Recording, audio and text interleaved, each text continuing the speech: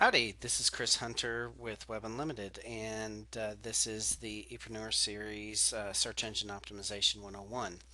We've been going through all these other videos, and we're going to continue on in our series, and this video is SEO 101, how to get ranked. We've gone over how not to get ranked, we've gone over some of the benefits of search engine optimizations, but now we're going to go over how to get ranked.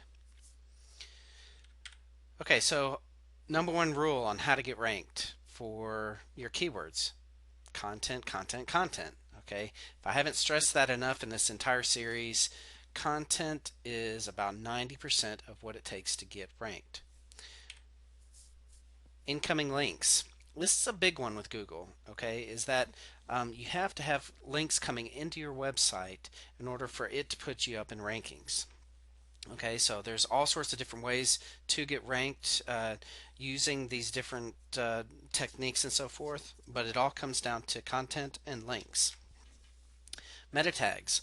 Meta tags are certain things that are built into kind of the underlying portion of what HTML does. And in the early days of the internet, meta tags really were the only way to tell the search engines what your website was all about. Now, there are lots of search engine optimization companies and lots of SEO people that will tell you that meta tags are not relevant anymore, and I completely disagree with them. Meta tags are very, very important still on for the internet, and what they are, and you hear them over and over again, are meta title, meta keywords, and meta descriptions. Those are the three main ones out there. There's all sorts of other ones out there nowadays, but those three ones are very, very important. Okay, and I'll go over what some of those are, like your title tag. Okay, that's very, very important. That tells Google what your page really is all about. Okay, so if you don't have your keywords in your page, in your title tag, then it's not starting off with a good foot. You know what I'm saying? So let me backtrack on the meta tags again real quick. That's keywords and descriptions. In Google nowadays, most of the times when you type in webunlimited.com, what comes up in the results is going to be your title tag as well as your description. If you don't put a description into any of your pages, you're just kind of shooting yourself in the foot, because that's the very first thing that it's going to try to present to the client.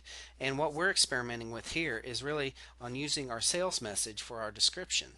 All right, so let's say that we've got a sale for our web starter packages at $349 as opposed to normal $495. Then we're going to put in February sale $345, into that description, and put our keywords that we want to get ranked for in that description as well.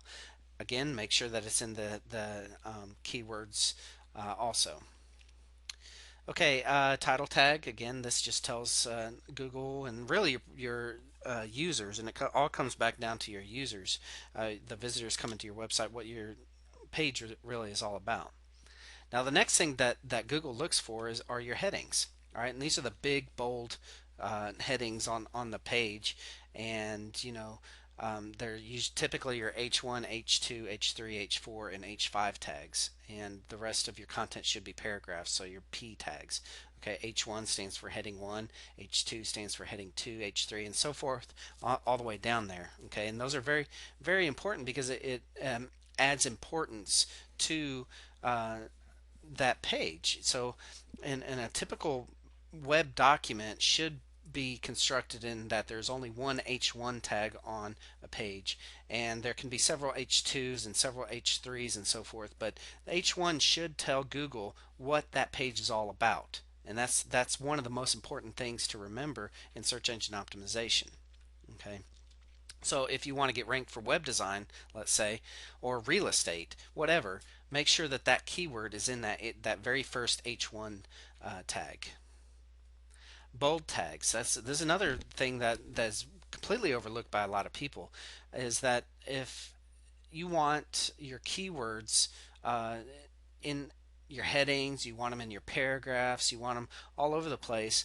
But another good place to put them is in bold tags. So it's real easy with the content management system. You just highlight it and bold it. Real easy. links. Oh, and let me backtrack on all of these things. You don't want to overdo, you know, adding your keywords in.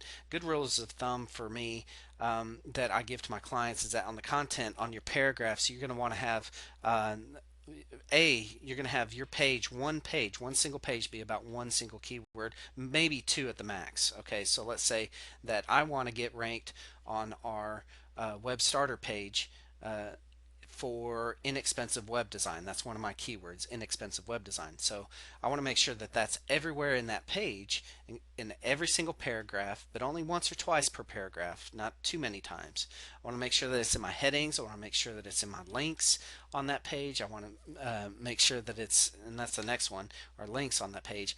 I want to make sure that it's in bold tags, and I want to make sure that it's in my images, meaning that it could be in the image name itself. That's very good, or it could be inside of what's called a alternate text tag. It's an alt tag, and in most content management systems, it'll prompt you anyways and say, hey, you need to put some more information here.